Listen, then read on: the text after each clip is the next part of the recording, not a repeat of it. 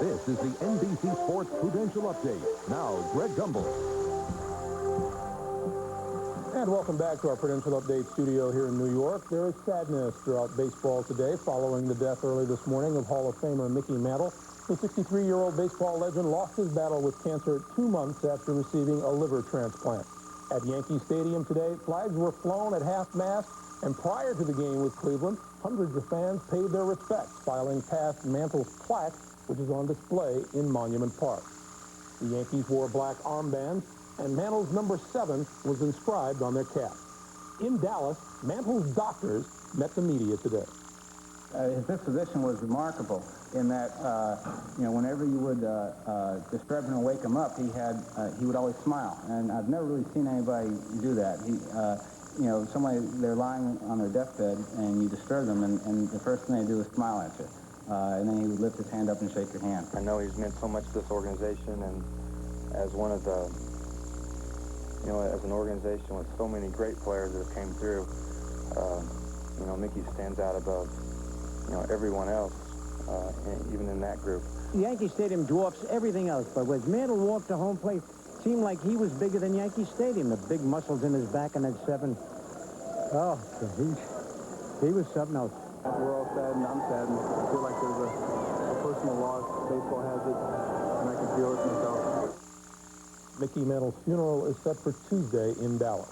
This year marks the 100th anniversary of the United States Golf Association, and what a year it's been. Corey Pavin captured his first major at the U.S. Open, Tom Weiskopf at the U.S. Senior Open, and the golf world was introduced to Sweden's Annika Sorenstam, who won the U.S. Women's Open. Yesterday at the U.S. Women's Amateur in Brookline, Massachusetts, another fresh face emerged as champion. More from Dan Hicks and Roger Mulkey. All right, Greg, thank you very much. An historic day indeed at a very historic course, the Country Club in Brookline, Massachusetts, where they crowned yesterday the latest U.S. Women's Amateur champion, and she is 18-year-old Texas golfer-to-be Kelly Keeney. And Roger Mulkey, she certainly is not lacking in confidence. 18 years old, but she played with such composure and such confidence this entire week. She's got a big, big future. It was very impressive to watch. She played an impressive 36-hole finale with Anne-Marie Knight of Australia, and they played 2 rounds of 18. The morning round of 18 featured this great par save on the par 3 7th for Keeney. Mr. 18, a 1-up lead at this point. A clutch shot. And then in the afternoon round, this birdie attempt on the par 3 12th, that was very key. Take a 3-up lead. And she later closed it out on the par 4 15th to win 4 and 3. Her parents were on hand, and this was really especially sweet for Keeney since her brother Tripp was unable to beat Tiger Woods in last year's U.S. Men's Amateur Championship, so an even more emotional win for Keeney.